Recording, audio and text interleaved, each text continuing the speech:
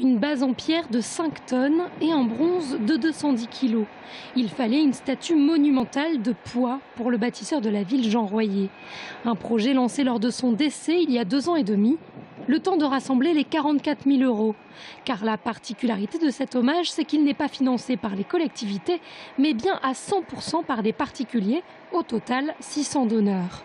Mais aujourd'hui, la statue est enfin en place et l'on peut y découvrir l'ancien maire dans une posture tout à fait particulière. On considérait que Jean Royer, l'orateur, l'ancien enseignant, celui qui aimait s'exprimer sur un pupitre, devait non pas être figé dans un buste classique et traditionnel, mais avoir cette expression « je vais vers la population que j'aime ». Pour le sculpteur Vincent Guderzo, ce projet était un vrai défi.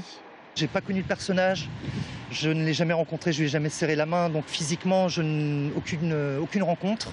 Je n'avais que les ouï-dire, que l'histoire de la ville, que l'histoire des gens qui l'ont côtoyé, qui lui ont serré la main. Et quand la famille, c'est surtout la famille, c'est là où j'ai reçu mon premier salaire, c'est quand la famille a dit oui, c'est lui.